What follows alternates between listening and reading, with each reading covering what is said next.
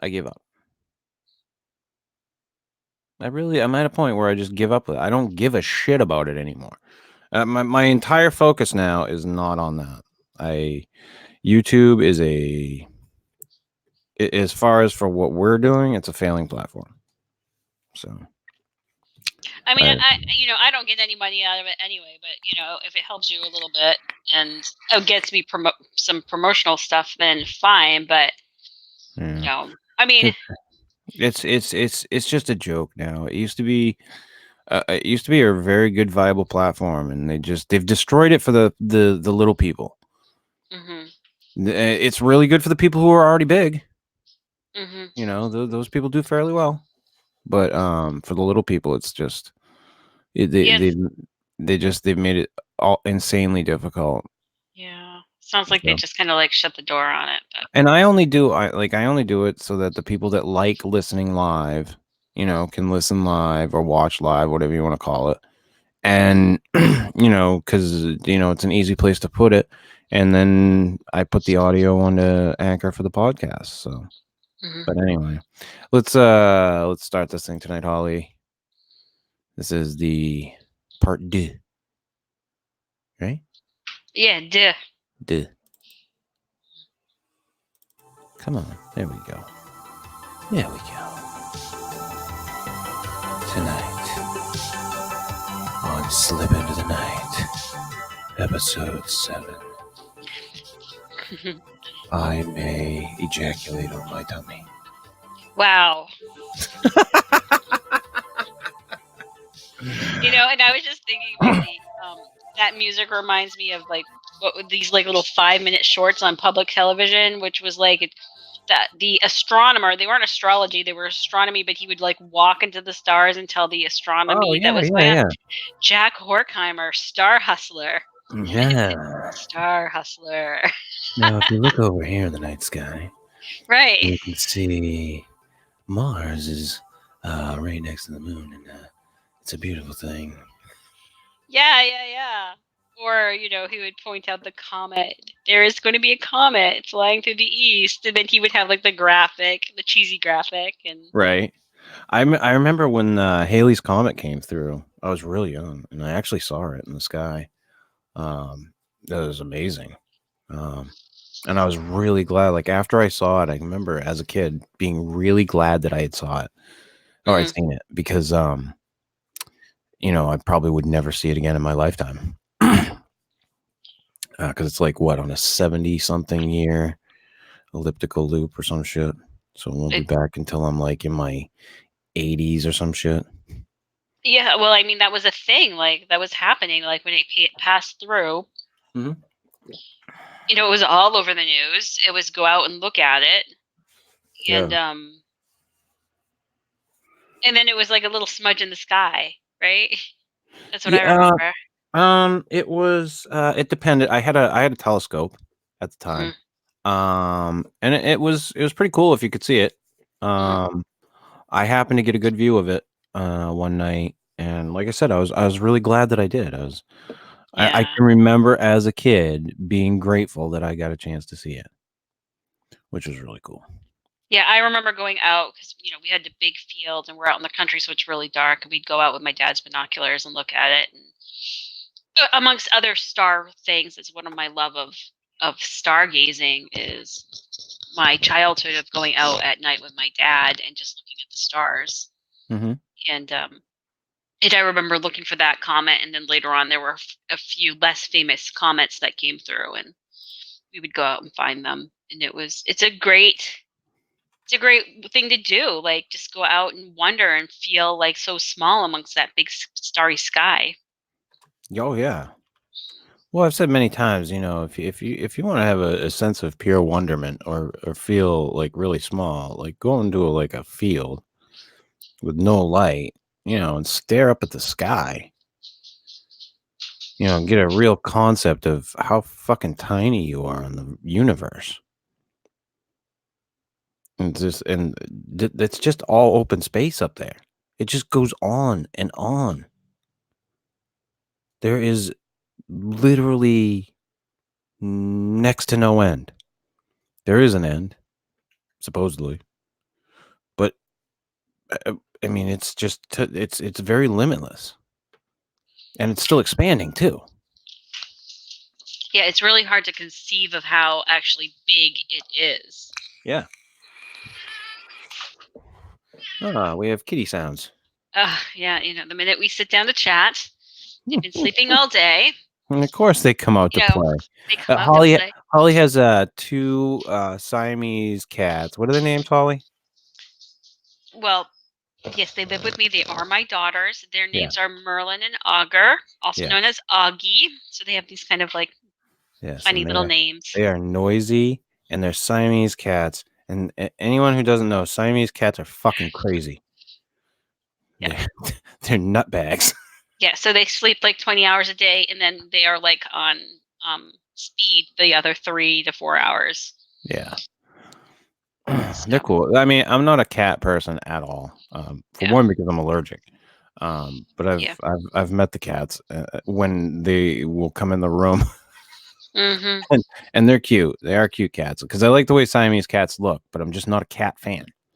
Not a cat guy. Yeah, me as well. But my family, my daughter loves the kitties. They needed to come to our house here. They were with dad, so for a while, and they need to come here. So kitties are with us right now, and um, this is one of those things you do for love is Hmm. you let your kid have cats when you're not a cat fan. They are okay. Yeah. They've grown on me. Yeah. And then and of course there is the dog Indy too. So she's Yeah, I'm just not a cat person at all. Like I said, mostly because I'm allergic. So it's mhm, very hard for me to be around cats. I have to get used to them. And mhm, even then it's very on and off. mhm. Um and I'd be hesitant to have to be around a dog like nowadays too. Like if I haven't been around him because of the way I am, like I'll just break out from the hair. Mhm.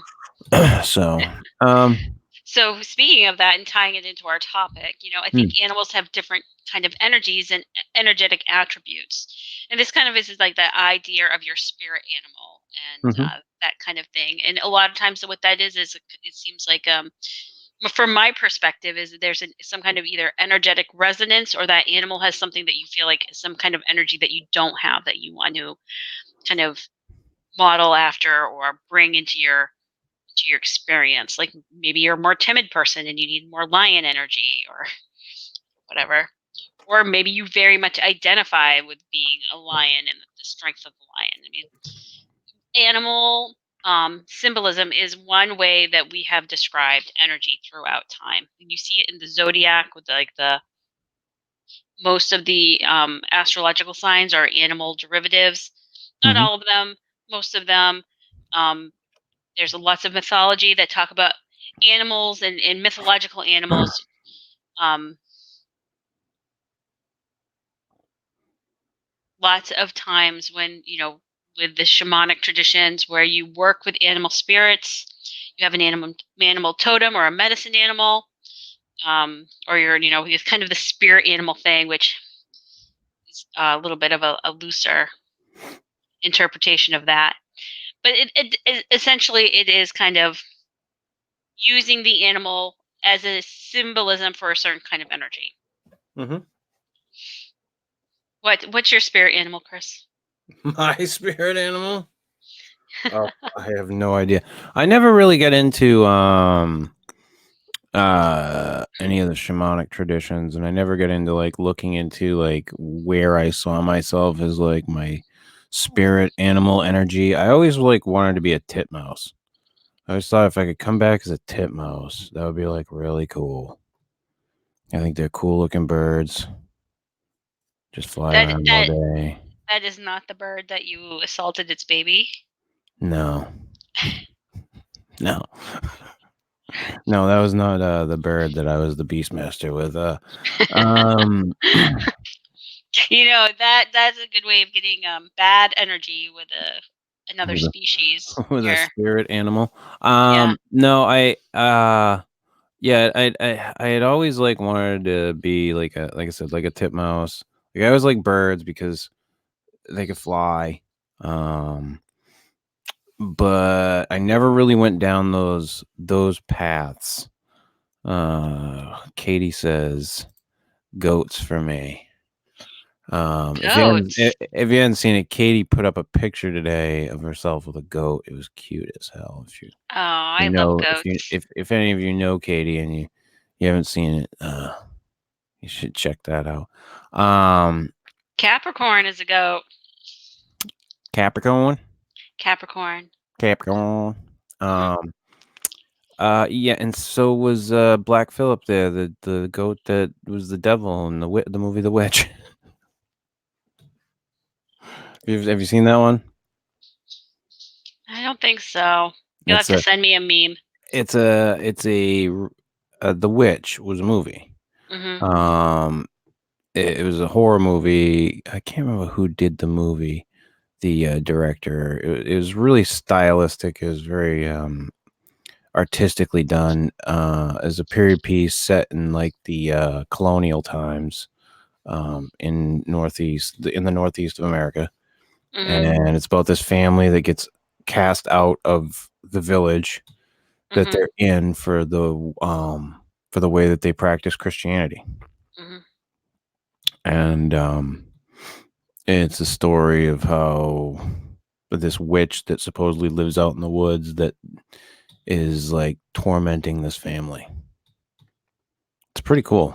It's an interesting Hmm. story. Yes. Um, but yeah, Perpetuating the evil myth, the evil witch myth, though. right. The evil witch myth and goats. Well, I see. It's called the witch, and I think with that type of stuff, I think you have to look at it like these have been stereotypical things that have been around forever. Mm. You know, there have been good incarnations of witches.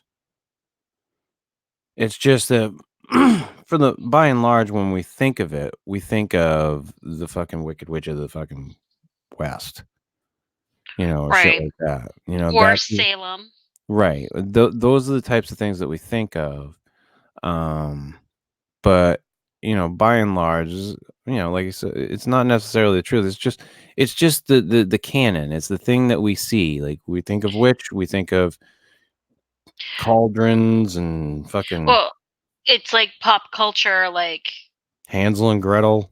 yeah, storytelling and stuff, but that is not necessarily like what, one, that practicing witches are like, and two, maybe not even historically that's what um witches were ever like.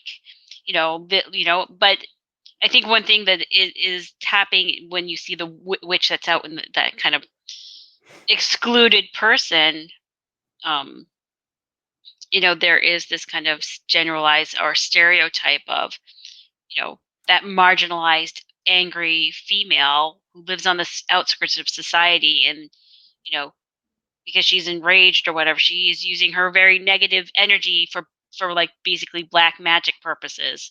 Mhm. um Yeah, and a lot of that is misinformation too. A lot of those people who are outcast or who are called witches early on, it was misinformation. Those people weren't necessarily witches. Um, I mean, people were ignorant to a lot of things for a very long time. right, and this idea of that witches having like certain attributes, like moles or like growths on the body, Hmm. to nurse demons and that kind of thing, which led to, during the witch hunting, of like basically taking these women and stripping them down and humiliating them to find anatomical features that would indicate that they are nursing demons and evil spirits from their Hmm. body. Right. It just was, and often these were people who were poor. They were, somehow on the fringe of society because they were alone and they didn't have, the regular protection of a male head of household to, so they were kind of doing it on their own and didn't really have any kind of social support either. Mm-hmm. And it was kind of this kind of really bad thing. Although, even further back in time, they may have just been the women who, and sometimes men too, because there was a tradition of, wizards during the witch hunt were also hunted down. Men who were like herbalists and not particularly ascribing to the Christian religion, and they were, you know, living out in nature, harvesting things, Mm-hmm. living amongst the natural cycles, and then, viewed as witches or wizards Right. as well. So it wasn't a strictly female Right. stereotype. But to get back on track, the anyway the whole the goat in that is sort of like a spirit type of animal. No Well, you're right. The energy. goat, the goat is like, there's a whole lot of symbolism with the goat being like, there's a lot of contrast in mythology about the sheep and the goats, and the sheep are Right. the well-behaved ones. The And the the goat's got ones funky fucking eyes. and the goats are a little bit, crazy. They're less desirable. They're like out there. Yeah, I grew up on a farm too. For the most part, the sheep are flocking. They're pretty easy to handle, and the sheep are the goats are the mischievous ones. Mm-hmm. You know, they're like a little bit more defiant. And in any kind of society, it's often the ones that are defiant, the ones that question authority, and that kind of have that more of that think for yourself goat attitude that cause trouble and sometimes become targets. This is why you get that phrase scapegoat. Who's the scapegoat? Who's the one's going to get blamed for it because they're a little bit out of line, Right. and they're the one that is going to be made an example of to keep the rest of the herd in line. Yeah. It's But very subversive thing for me to say, but yeah, it's so how I see it. these shamanistic traditions, you and even sometimes in like the witchcraft or Wiccan traditions, they will familiars are a little different, but it's kind of like a spirit animal energy. Agreed. Yeah. So you've got in the shamanic traditions, you've got people who are choosing, or some would say that they don't even choose it, that it gets chosen for them in some way.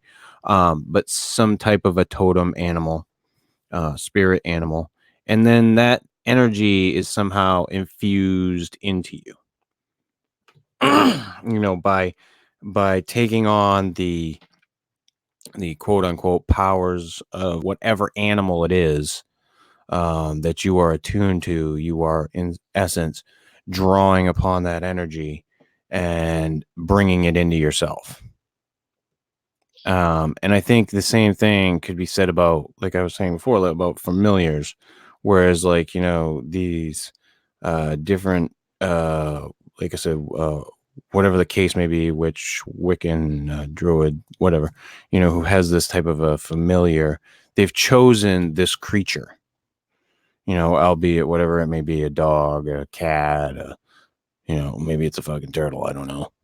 But they may choose that thing, and that's a part of their tradition. So it becomes part of that energy, I think. Right. Right. My understanding is it is a familiar is an actual physical animal that you have um a connection with. Correct. Whereas, my experience is more the shamanic line, But which but a, is but, a- but a familiar is an animal that you choose. correct, a living, breathing animal that you choose, Correct. or perhaps maybe it comes into your life like a cat that is, Right. I mean, it could happen yeah, in that sense too, but mhm, and I think by having that connection, therein is that energy transfer. right, Like they would say, like, depending upon, to take this on a like a role playing D&D type thing, like if you had a familiar in a D&D game, depending upon what it was, would be what your bonuses would be. Do you get what I mean by that? Right, because the familiar animal would bring some kind of attributes with it. Right, like an owl might impart more wisdom, or Mhm. a lion might, or not a lion, that would be like a little too big, but like a big hunting dog or something might impart more strength, or so on and so forth, or loyalty, or whatever the case may be. I don't know. Yeah. But you get the point anyway. So there's some type of energy transference there, and I get what you're saying. There is a difference. I'm just saying that in choosing these animals, these familiars, that is also in some way a connection with an animal and that animal's energy. Oh, yeah, I agree with that, yeah. But It in the shamanic tradition, it's very different. well, when it tends to be non-physical, Mm-hmm. and you are going to do, oftentimes these animals are either, brought to you by another shaman, and it's a spirit animal, um, and, or you're going on a, spirit journey, a shamanic journey into the other worlds, and you're finding a spirit animal guide. Sometimes they're teachers, sometimes they're what they call a medicine animal that is, there to help you, heal something about yourself. Mm-hmm. So when I was back in shaman school, one of the things that happened was that I had to, retrieve a soul piece that had fractured off. Mm-hmm. And in order to like reintegrate this soul piece into my energy field, um, I needed some help.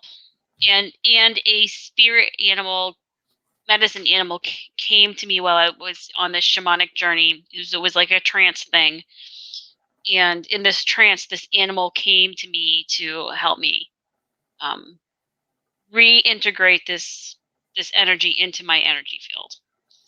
So, I mean, for listeners who aren't really like on board with any of that, just tune out for a minute, because that is a very specific, shamanic type of experience that may not make sense for everyone, but it makes sense for me, and that's,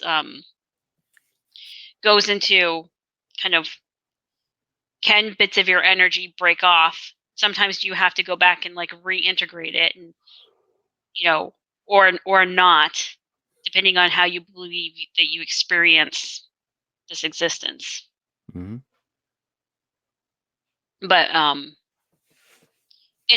there's been several times that I have had worked with spirit animals, and sometimes they have made very much sense to me why that animal came to me, and other times I have been just like completely like, huh, that was exactly not what I was going to expect to show up. Mm-hmm. Um, Well, and I, I know, like when you're doing things in ritual magic, you're attuning yourself to vibrations. mm-hmm, You're trying to create these vibrational energies, um, and you're trying to tune yourself to that. It's like tuning in a radio.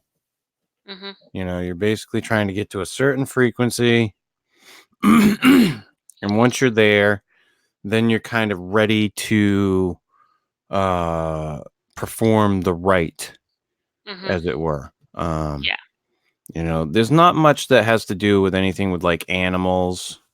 There is, symbolism, mm-hmm, uh but the shamanic tradition is more natural, based around animals. mm-hmm, In witchcraft and Wicca, that's more of a natural, based religion, as is the druid practice. But in my case, the things that I experienced, it was more of a, like I said, everything was very ritualistic, but you got yourself into a certain place. Like, mm-hmm, in the teachings that I went through, like you would learn your rituals in a certain order, and you would mm-hmm. start performing them, starting with the one, your first ritual, which is nothing more than a relaxation ritual. It's just to get your mind and your body relaxed. It's kind of a mini meditation, if you will. which you do every day. Mhm. And then the practice that I get into, you did these things every day, so it would give you sets of rituals to do every single day. You Mhm. would get, you didn't have to necessarily do them at the same time or whatnot, but you could. Um, but you would, as you would build these sets of rituals that you would do, you would be, building that energy. So you would start with that one, which is just Mhm. literally just a relaxation ritual, just a thing to get Mhm. you there. And then you would do a banishing ritual. And then, you might do like a circulation of your energies ritual, you know, tapping Mhm. into those energies that you're already working with. Uh, um, or you might do like simple meditations. All of these things, though, working with those energies, directing those energies, getting yourself into a place where you're sensitive to those things, Mhm. or more so than you normally would be. Yeah. Like one of the things they tell you about the relaxation ritual is that it gets you more attuned into that space so that this stuff flows through you better. Mhm. Relax. Just Yeah. let it flow. Right.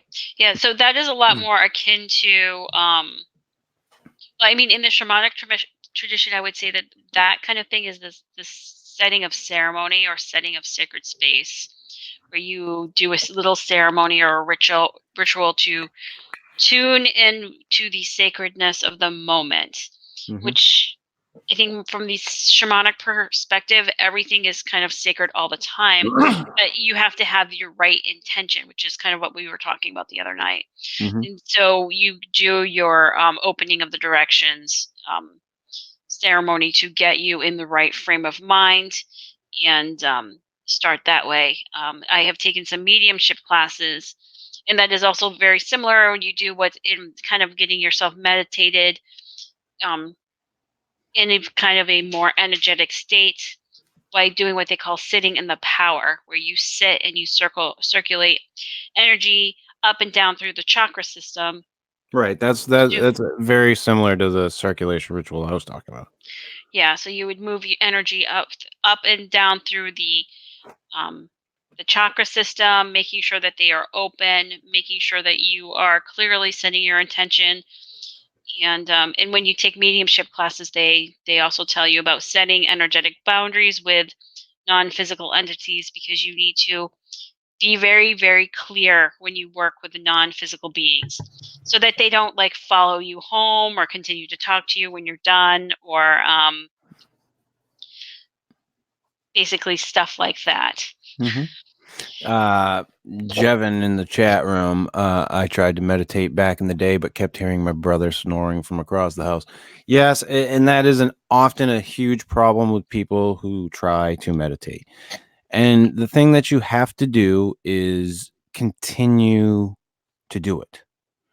You can't let those things continue to distract you. You have to accept them and move on. Just concentrate on your breath. Just keep concentrating on your breath. Hmm. As these things come up, you let them come up and you just let them go. Like it isn't about it is about clearing your head. But the idea is that your brain's always going and you're trying to separate between the thoughts. You're trying Hmm. to get to those points where there's nothing. But of Well, course you're going to have stuff come up. You're going to think about things. You're going to have stuff that your brain's all of a sudden going to focus on. You're going to have sounds. A lot of times what people will do is put headphones in. Put fucking mhm. noise canceling fucking headphones in. Yeah, listen to some like white noise or nature Yeah. noise, or that like instrumental music, and then just to block out the distracting noises, and also learn about different types of meditation. There's like some types of meditation you just sit and you draw and doodle, and that helps your brain shift into that more meditative state. And there's also walking meditations where you're Mhm. walking out in nature and you're allowing the movement to help you shift into Yeah, that I actually took a brain. meditation class years ago. This was back when I was in high school. Um, and what the guy that held the class, one of the first things we did was we took a walk to a beach down a hiking trail. Mhm. And he was like, I don't want anybody to talk. Mhm. Yep. Yeah. Just walk. We can talk when we get there. We can talk about the experience once we're there, but until we're there, we don't talk. And it was great. He was an awesome guy, great guy to talk to. He was a theology major, Mhm. and he was the one that explained that confession was put into place so that they could keep an eye on the people, um, and that they forget that. Um, but it was a really cool class, and it made me realize that meditation is more than sitting in like the typical what you would call lotus position, Mhm. um, and breathing in and out or going om or whatever. There's more to meditation than just that. Um, but meditation in and of itself is all about attuning yourself. It's all about getting yourself to that energy, but that energy of like nothingness. you know, and I don't do it nearly as much as I should. It's barely existent, if at all, in my life. I probably should meditate daily. It'd be a fucking great thing for me to do. And I have considered like taking up some form of a daily practice again too. I've actually considered it recently. Mhm. Um, just because I think it would give me some structure, um, or some type of structure. I don't know if that makes sense.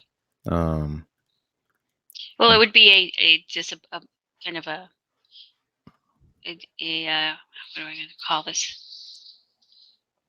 A practice, a disciplined practice. So sometimes just having well, right, and one thing that you practice day in and day out adds some structure to your life and some. right, and I think I could benefit from the energy of it. Um, Mhm. I think it might get me into a different headspace. Might help me with different projects that I'm working on right now. Mhm. Um, but Well, that's why. I think that those types of that's the way you should use those types of energies. You should utilize them. Well, right. I think that's what like all the sages from all time. Like you see the stereotypical like Buddhist monk who's meditating in a cave, and they're doing it to kind of get to know themselves better and to kind of get mastery of their own mind. You know, more so than anything else, Right. to have discipline and control over their own energy. Yeah. Um, And they're also, that stereotypical person is also trying to achieve enlightenment. There's always that air of, the monk in the cave. That's the guy that's like, they're trying to achieve enlightenment. They're trying to become closer to quote unquote God or whatever the case may be. You know, right. I whereas think that people, I whereas think that's a people, whole conversation about what enlightenment is. what's that? I said I think we could have a whole nother episode on just what Oh enlightenment Jesus! is. Oh, absolutely. But I'm just saying that I think that's a stereotypical vision of that. Oh, Um, absolutely. so those people seem to be meditating for a quote unquote higher purpose. Hmm. Okay. Whereas your general everyday person, excuse me, is doing it, maybe just to better themselves or, be calmer throughout the day, whatever the case may be. People take meditation classes and take meditation to be able to handle daily life better. Maybe that's to handle stress or Right. Well, what. that's exactly why I started doing it. Right. And life is a rat race. Hmm. People were not designed to work in cubicles. Human beings were not designed to work in the ways that a lot of people get forced into the molds of. And it's too bad, and we have to learn ways to deal with the stresses that come from that. Or the companies need to change that shit, which probably isn't going to happen anytime soon because companies suck. Right. They So, get into modes of the way things work, and change is very hard to do, or it comes too often and things don't change in the right direction. But yeah, we get stuck in these modes of the way we work, or the work week, which is also too long. Uh, which right. it has been proven. It's been proven that the work week is too long. Like, it's been scientifically fucking proven that 40-hour work weeks are that 32 is far more productive. Right. So, Um, my first experiences with meditation, I mean, we're younger, but like the first really, like, I took a few yoga classes in college, and then I went out into the working world and I forgot. I just didn't do that stuff until I got to the point where I had been sitting so long and hunched over a desk that I had a lot of shoulder pain, a mhm. lot of neck pain. I had a lot of eye strain, Yeah. and my neck and shoulders were just rigid, and I was getting numbness and tingling down my arm. And so I got sent to physical therapy by my doctor. And the physical therapist says, look, your muscles are too tight right now. You are holding so much stress in your body. And so what happens is the human body will hold on to energy, be it good energy or bad energy. But if it's holding on to stressful energy, it will kind of coil itself up. Mhm. And she's like, what we first have to do is actually relax your muscles before we can re-strengthen them and retrain them to have your posture be correct and proper again. And so, they had me get on the table, and a good 30 minutes of my first several weeks was learning how to meditate, learning how to listen to my breath, and to like start with the out breath, releasing that tension that was trapped in my body. And it wasn't for enlightenment, and it wasn't for, but those, or Mhm. any kind of like really higher spiritual growth. It was all for relaxation, peace of mind, reduction in anxiety, because with deadlines and stuff that I had with my job, I had a lot of anxiety, which you know was preventing me from sleeping very well. And so there are definite, like, just physiological benefits with learning how to manage your own energy, and to learn through meditation on how to let some of this heavy stuff that's kind of stuck in your system go. Mhm. And there's other ways to do it, but that is like kind of like the easy basic way. Yoga is another way. Once I got my body stronger, you know, yoga would you do a lot of specific moment movements to move a lot of your tissues. You can hold energies in your tissues, and then um, at the end you do a very like deep relaxation. Just stay as still as you can. And it was really amazing to me that there would be times that I would go to yoga and I would move certain muscles and release emotions, and I would just start crying, and I would have a flood of feelings go up, and I would just have this realization like, wow, I forgot. I'd forgotten about this, and all of a sudden it's coming up now, and I just let it out and through and clear it out of my system in that way. And walking in the woods will do that too. Mhm. Just moving your body. So Yeah, I used to love the one of the things I used to love about hiking was that generally the people that I went with, we didn't talk. mhm, It was very rare that we would talk between each other as we were hiking. mhm, Um, we would talk before we would leave, and generally, we would. I mean, there would be a little bit here and there, but for the most part, we just were quiet. You might smoke a joint or something somewhere along the way.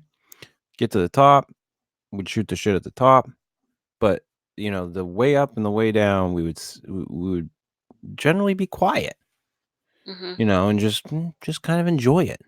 mhm. And I Yeah. think and that's the way you should do it. Mhm.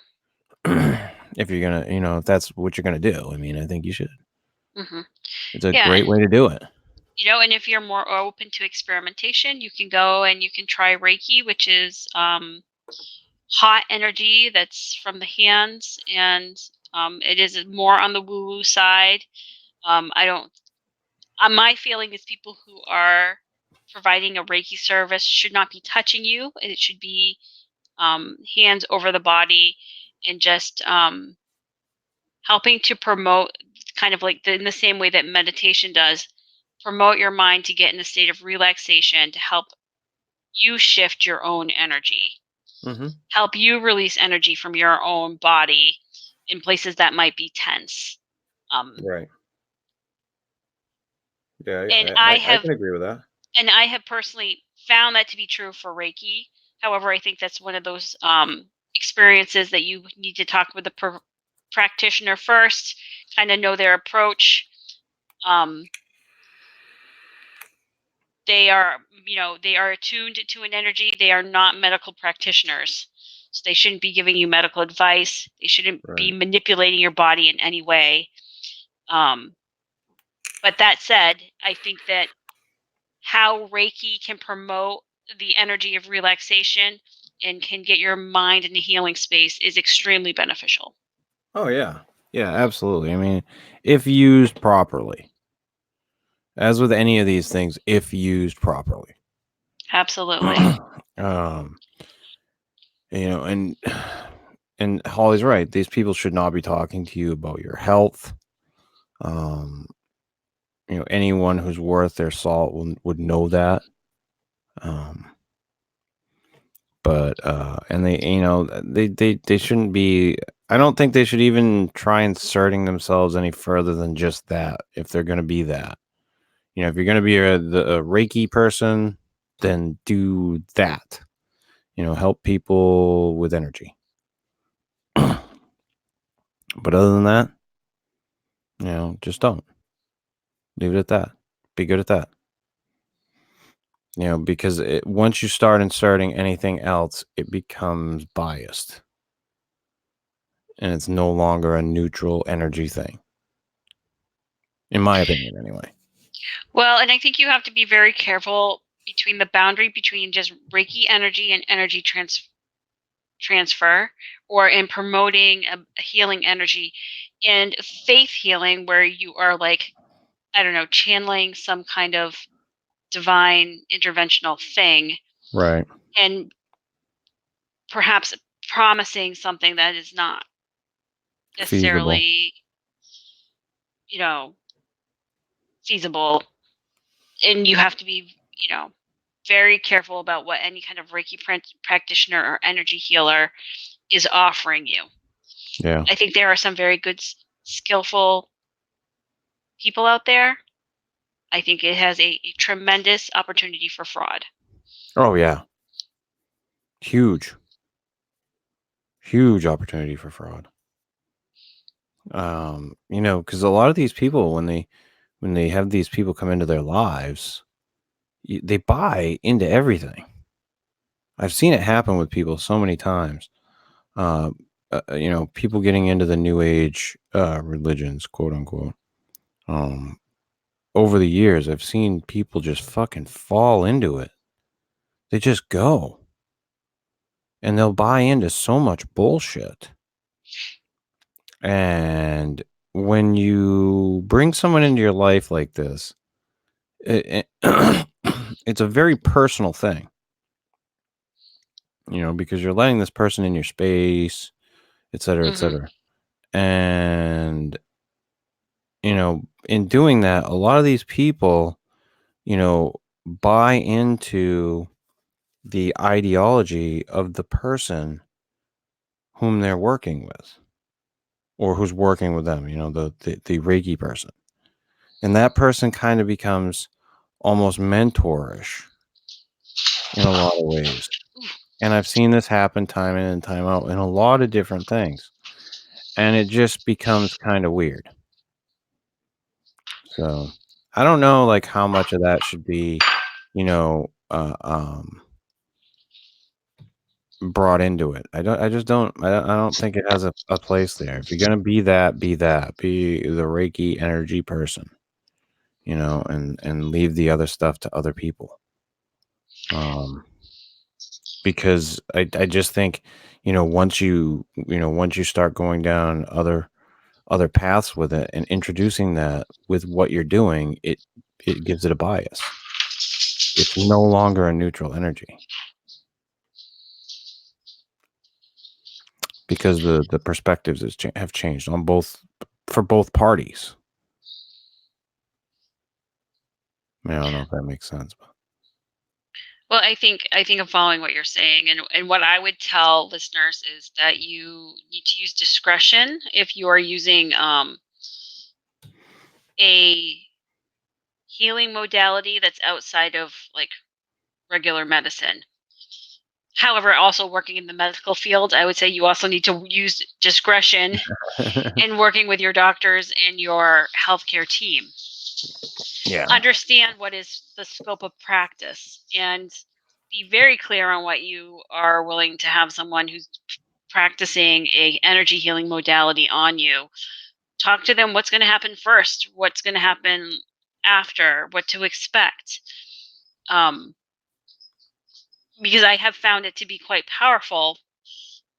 But it is very important to know what is your comfort level. Mm-hmm. If don't go in for a full on shamanic ceremony if you are not like spiritually or emotionally fully ready for like what that might be, what that might mean. So Yeah. you've got to like kind of really self explore and have some self understanding when it comes to what you what that kind of experience is going to be for you, Mm-hmm. and be very self-aware and conscious that you're choosing it. Ask questions. Oh, kitties. It's really funny. We all of a sudden the kitties just tonight really want to be present in this conversation. So we have like animal totems tonight of the two kitties who want to join in um, and be a part of the energy with our listeners tonight.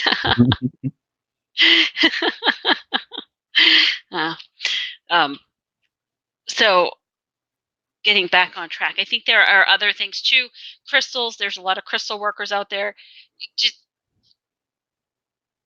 crystals are technologically valuable. They put them in watches, they put them in lasers. Mm-hmm. They can hold energy. They can magnify energy.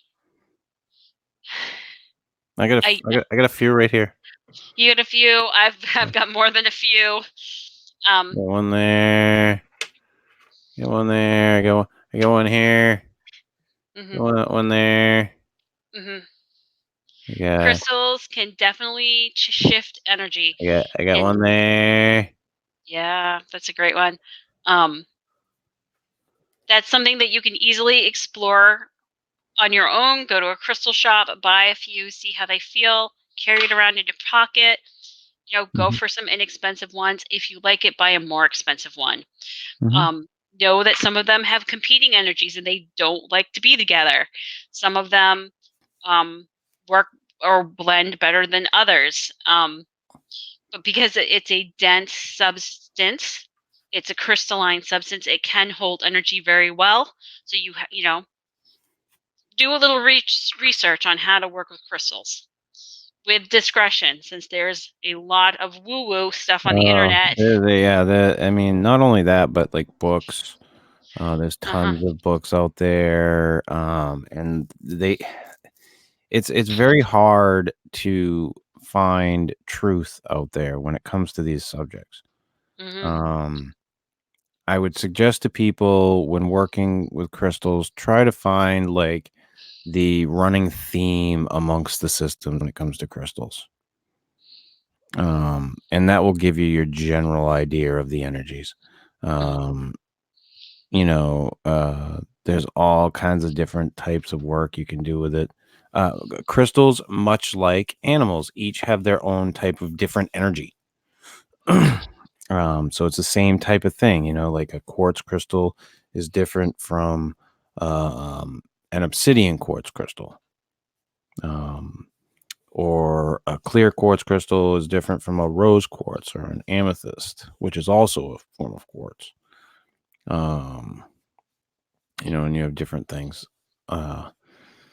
But they all have different energies, and different ways you can utilize those energies. But I would say, as That I do with a lot of things, that these things are very artistic in nature. Um, you may not find that any of the systems work in that way for you. You may find that you feel different energies with these things. And then I would say, and I would encourage you to look into that and try that and work with that if that's what works for you.